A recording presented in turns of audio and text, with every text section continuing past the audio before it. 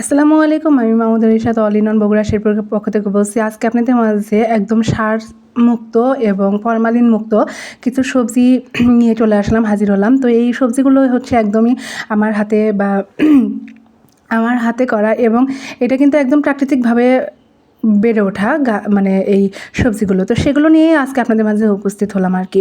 তো এই হচ্ছে আমাদের বাসার কিছু ভিডিও আপনাদের সাথে শেয়ার করলাম। এইখানে হচ্ছে আজকে বৃষ্টি হচ্ছিল দুপুরবেলা। বেশ বৃষ্টি হওয়ার পর একটু অন্ধকার অন্ধকার চতুর্পাশে মানে ভেজা ভেজা অবস্থা। তো গাছগাছালিগুলো দেখতেই পারছেন যে হচ্ছে কতটুকু মানে কতটা ভিজে আছে। ভালোই লাগছিলো, এমন একটা মানে আলো ছায়া পরিবেশ, খুব ভালো লাগছিলো। বৃষ্টি হওয়ার পরে যে মুহূর্তটা, সময়টা, এটা মানে একদম স্তব্ধ অবস্থায় থাকে। তো এটা হচ্ছে আমাদের বাসার কাঁঠাল গাছ। তো একটা গাছই আছে, অনেক গাছ ছিল, তার মধ্যে এই একটা গাছে অবশিষ্ট রয়েছে। তো এই একটা গাছে প্রতি বছর যে পরিমাণ কাঁঠাল আসে, আলহামদুলিল্লাহ অনেক কাঁঠাল। তো বাসায় যেটা হয়েছে, মানে কাঁঠাল খাওয়ার মতো কোনো মানুষ নাই।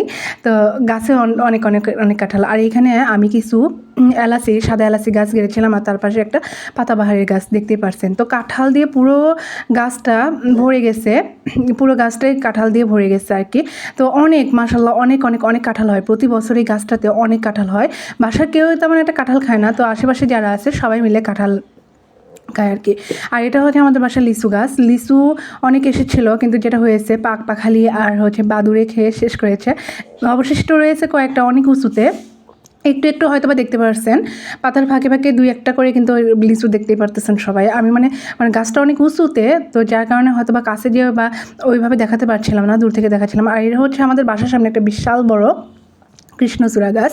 আর পুরো গাছটা একদম ফুলে ফুলে ছেয়ে গেছে, দেখতে অনেক ভালো লাগতেছিল। মানে কৃষ্ণচূড়ার ফুলটা আমার কেন জানি খুবই ভালো লাগে, রক্ত লাল ফুলটা আর সবুজের মাঝে উকিঝুঁকি।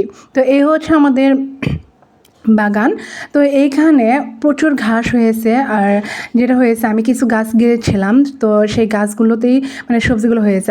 আর তেমন একটা না, কোনো যত্ন নিতাম না, কিছু না, জাস্ট গেড়ে দিয়েছি। মানে পড়ন্ত গাছ বললে চলে, যে পড়ন্ত গাছ। আর এখানে কিছু বেগুনি গাছ আর একটা সুন্দর পুঁই শাক হয়েছে, একটা পুঁই শাকের গাছ তো দেখতে পেলেন। আর এখানে আম হয়েছে, মানে বেশ আম হয়েছে। এবারের মানে আমটা কম। তো যেটা হয়েছে, এর আগে আমি আপনাদেরকে হচ্ছে এই গাছগুলোতে মুকুল এসেছিলো সেটা দেখাইছি, আজকে আমগুলো দেখালাম। আর এই হচ্ছে শশা গাছ। তো এটাও যেটা হয়েছে মানে পড়ন্ত, আমি তেমন একটা যত্ন নিইনি গাছগুলোকে, মানে বিচিগুলোকে হচ্ছে ফেলে রেখে এসেছিলাম, সেখান থেকে গাছগুলো হয়েছে।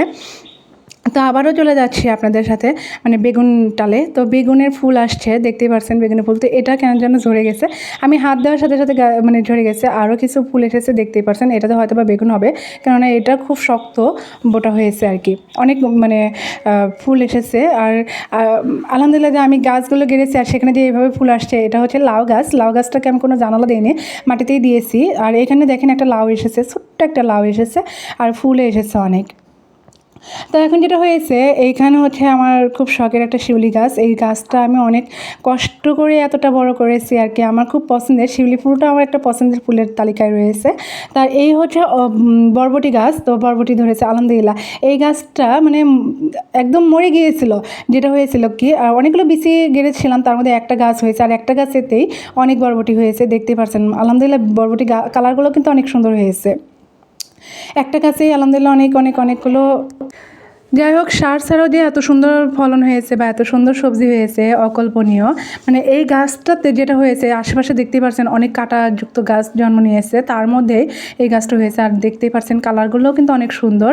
আমি কল্পনাও করিনি যে একটা গাছে এত সুন্দর মানে ফলন আসতে পারে বা সবজি হতে পারে, এটা কখনোই কল্পনা করিনি। কেননা আমি তেমনভাবে গাছটা গাড়িনি যে এটাতে ফল আসবে, অবহেলা করে এই গাছটা গেড়েছিলাম, কিন্তু তারপরে দেখেন কত সুন্দর সবজি হয়েছে, আর অনেক ফুলও এসেছে, আপনাদের একটু একটু করে দেখালাম।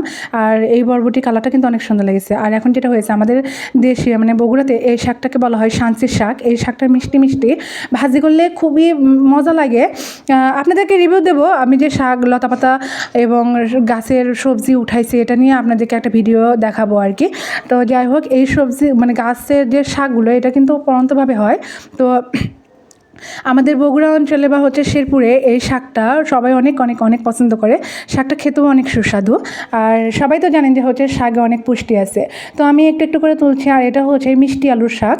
মানে মিষ্টি আলু যেটাকে বলা হয় আমাদের এখানে বলে শাকা আলু বা শেকা আলু, আর আমরা তো বলি হচ্ছে মিষ্টি আলু। তো মিষ্টি আলুর শাক, তো আমি আলহামদুলিল্লাহ আমি একটা মিষ্টি আলুর গাছ গিয়েছিলাম, সেখান থেকে অনেক অনেক অনেক হয়েছিল, অনেক আলু হয়েছিল, যেটা আপনাদেরকে দেখাতে পারিনি আর কি। তো সেটারই শাক হয়েছে, কিছু কিছু গাছ রয়েছে সেটা থেকে শাক হয়েছে, সেটাই এক মুঠ করে উঠাচ্ছিলাম, মানে মুঠে মুঠে উঠাচ্ছিলাম আর কি।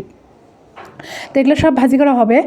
যাই হোক, ভাজি করলে অবশ্যই আপনাদেরকে দেখাবো, রান্নার ভিডিওটা একটু একটু দেখানোর চেষ্টা করব। তো আমি শাক ডালাতে রাখতেছিলাম, তো সমস্ত সবজি একটু একটু করে উঠাচ্ছি এবং আপনাদেরকে দেখাচ্ছি। মাশাআল্লাহ অনেক ভালো লাগছিলো যে গাছের ফল এবং সবজি সমস্ত কিছুই আপনাদেরকে একটু একটু করে দেখালাম। আর হচ্ছে লেবু গাছে অনেক লেবু ধরেছে, আর বৃষ্টি হওয়ার কারণে যেটা হয়েছে, লেবু গাছে পুরো পানি জমে গিয়েছে, আর থোকায় থোকায় লেবু ধরেছে, দেখতেই পাচ্ছেন। তো এখানে অনেক লেবু, একটা গাছে এত পরিমাণ লেবু হয়েছে, আলহামদুলিল্লাহ, আল্লাহর কাছে লাখ শুকরিয়া। তো গাছগুলো মানে তেমন একটা যত্ন নেওয়া হয়নি, অযত্নেই এরা বড় হয়েছে, কিন্তু তারপরে ফলন কিন্তু মাশাআল্লাহ অনেক হয়েছে।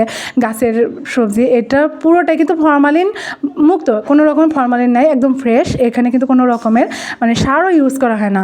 যাই হোক, আপনাদের কাছে ভিডিওটা কেমন লেগেছে অবশ্যই সেটা কমেন্টস করে জানাবেন, আর আমাদের চ্যানেলে যারা নতুন আসেন অবশ্যই চ্যানেলটাকে সাবস্ক্রাইব করে সাথে থাকবেন, পাশে থাকবেন। তো আবারও নতুন কোনো ভিডিও নিয়ে চলে আসবো আপনাদের মাঝে। সবাই ভালো থাকবেন। আসসালামু আলাইকুম, আল্লাহ হাফেজ।